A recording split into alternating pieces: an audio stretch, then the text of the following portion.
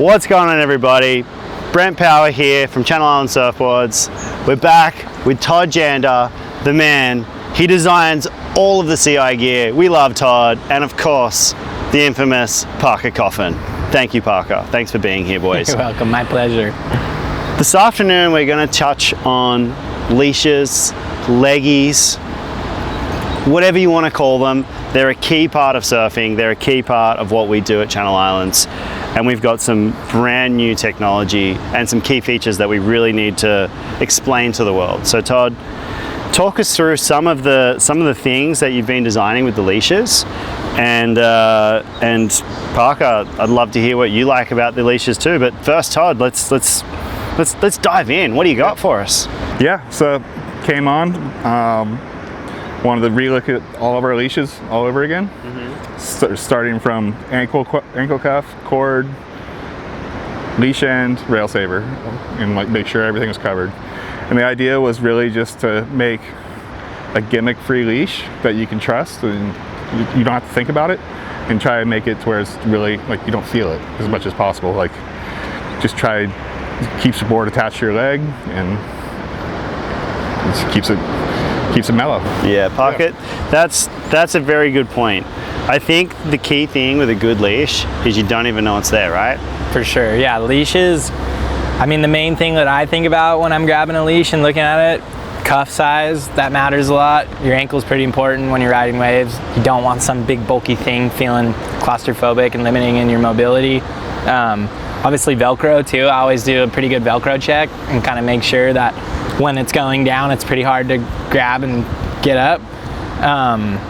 And then yeah, for me, like when I'm using leashes, there's kind of been some common places for them to break over the years. I feel like here, and you guys definitely have added and built on through like some communication back and forth, and that's not happening anymore. And then I feel like the other place that leashes would break is kind of like right down near the bottom there. And same, it seems like for me, there's like that happy blend of kind of like rigidity and then flexibility within the cord. You don't want a bungee cord stretching and coming back at you, yeah, but then you also need enough give to be able to have it not just snap. Yeah.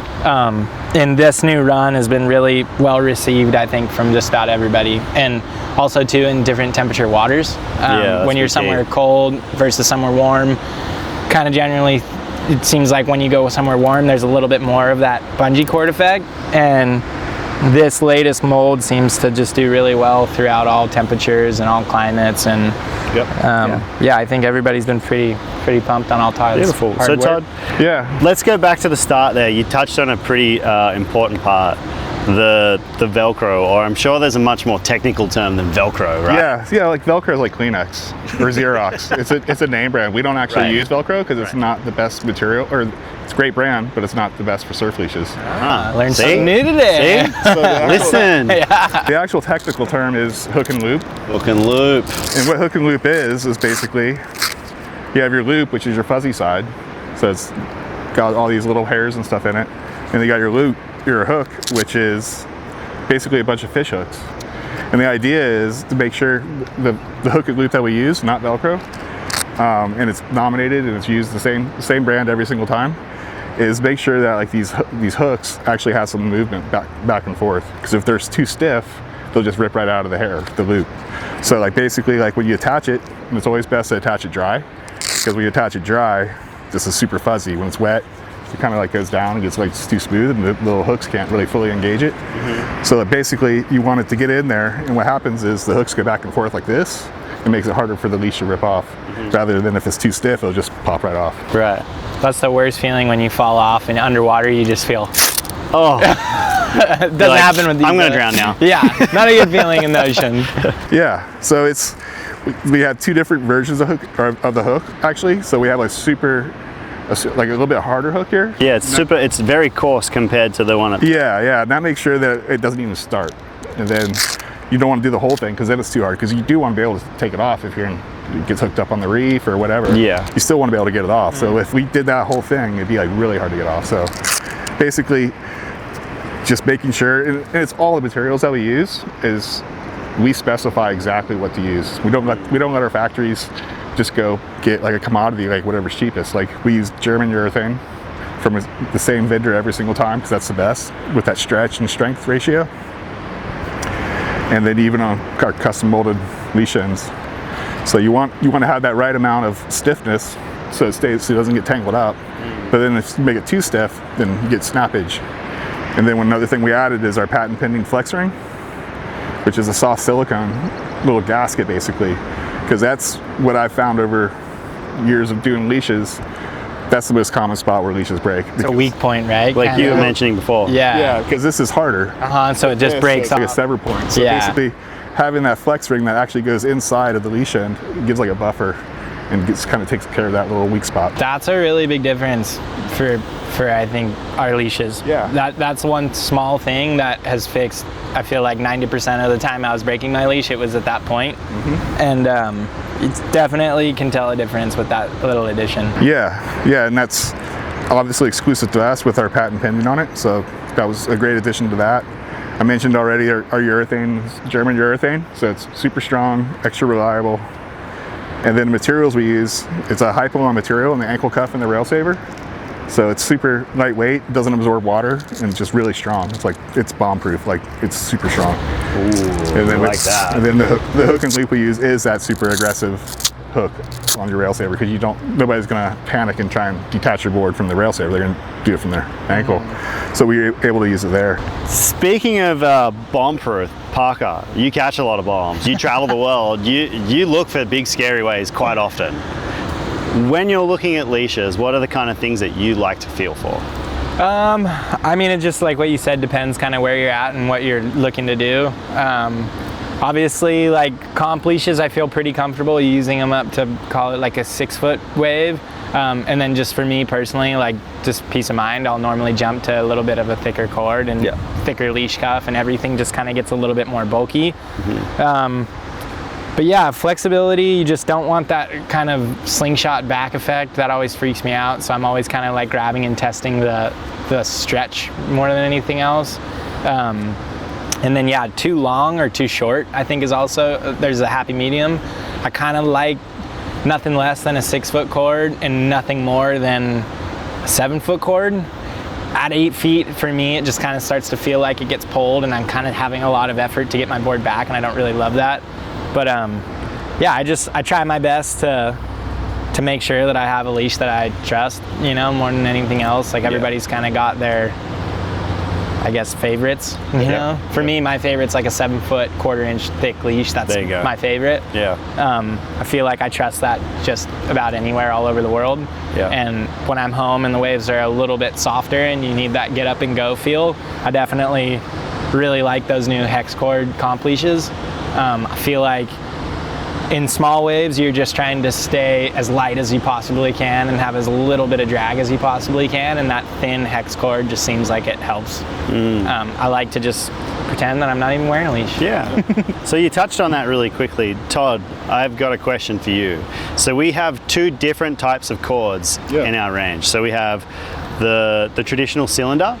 Would you correct? Traditional cylinder, and then the Hex Cord. Correct. Can you give us a quick rundown of the differences between the 2 and why we choose them? Yeah. So as with anything, a lot of it comes down to personal preference. So a lot of people are comfortable and they use round leashes their whole life. We've had our Hex Cord for quite a few years, and it works. It like reduces drag. The shape of it is our hex. Like it's a Hex Cord, obviously.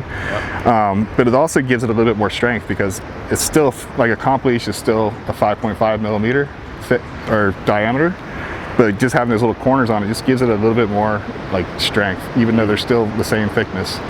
And there's just that different shape out, that hard edge, not hard edge, but the edges on the hexagon actually kind of reduce drag a little bit. Speaking from personal experience, whenever I go to Hawaii, Parker and I look for very different waves, but I do prefer the Hex Cord when I'm in waves like that, because I just have that peace of mind. It just feels more solid to me. What about you, Parker? What are you feeling between the 2? I don't know if I necessarily would like choose one over the other. Like I just find myself using the Hex Cord more when the waves are more lackluster, because in my head it feels like I'm gonna get more speed out of it all. Whether that's the case, I'm not sure, but it feels good when I think about it that way.